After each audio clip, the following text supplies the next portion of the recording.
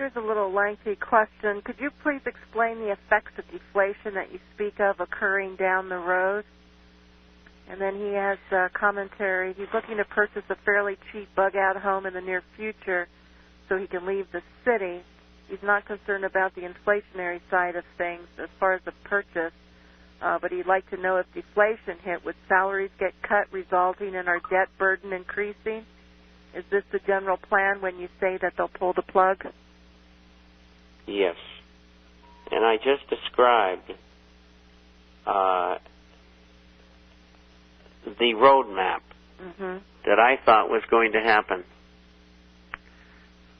Could you take over for me for a second, please? Sure. Well, I guess I'm going to talk about the best thing that I know how. I guess we'll run a special right now till Robert gets back. And let's see what those 64 $20 stains are going for. They're going for $18.50 on those Mint State 64 $20 gold pieces, so they're a really good buy. So you can give us a call at 800-375-4188 along with your complimentary copy. Okay, I'm back. All right, I was just giving out a special. I figured, what the heck, you're gone. I'll give you a special of 64 cents. I'm sorry, but I didn't do my homework, and I had to give instructions to somebody. All righty. Anyway, I was giving a special. To all you wonderful listeners, and especially Melody. I've never done that before, but it was very important. Well, that's all right. I gave out a special for 64 cents for $1,850. So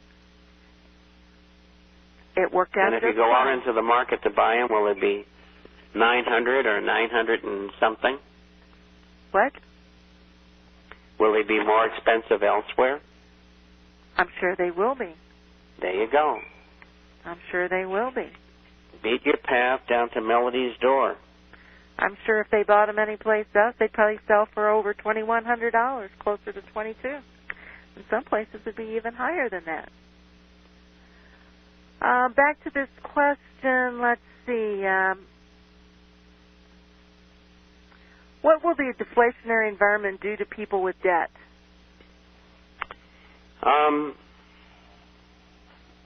In an inflationary environment, what happens is that people pay off debt more cheaply. In a deflationary environment, they pay off very dear debt more expensively. Now, if inflation's coming, you owe somebody $100,000, and let's assume that you're making more money somehow, then it's cheaper to pay that loan off. But if your salary drops from, say, $100,000 a year to $50,000, you're not going to be able to pay it off at all. I mean, that's just the reality of things. And so it's terrible. And when you've got debt and deflation, that's why you can offset that by owning gold. Are they trying to drive people out of their homes ultimately down the road? No, I think they're really trying to keep people in their homes because they don't want the problem of empty houses. And that's why they have these programs aren't making much of a dent in people keeping their homes. They're more interested in the second mortgages that they can give out so they can liquefy the economy, and so people will go spend that money, unlocking equity and, giving these people loans at 4.5% and 4.75% on 30 years, and then drop their payments from, say, $2,500 a month to $1,200 a month. And it's a big difference. They are engaged in that, but there's not many participants. And so, no, they don't want to get you out of your house. They really like to keep you in there, but they're going to end up, as I prophesized 5 years ago, via Fannie and Freddie, they're going to own half of the homes in the country, which means all of the homes that aren't paid for. In other words, the bank owns them and you happen to live in them and you own money on them. They're going to end up with all of them. And that's their intention. Total socialization. You argue with the government, you know what happens? They kick you out of your house. They kill your debit card. You can't eat. You have no place to stay. Since a lot of those homes have been built on farmland, you think they'll ever bulldoze them down? I mean, if they own enough of them, that is a possibility. Or is it just too many people? I can't answer the question, but it's possible. I mean, you can't put anything past government. It's just not this government or the last one. I mean, it's every government in history, practically. It's terrible. Politicians are skunks. It attracts the very basest people in our society. This is a band of crooks. Montana governor signed a new law, House Bill number 246. The bill consists of two sections, Montana Firearms Freedom Act and Legislative Declarations of Authority.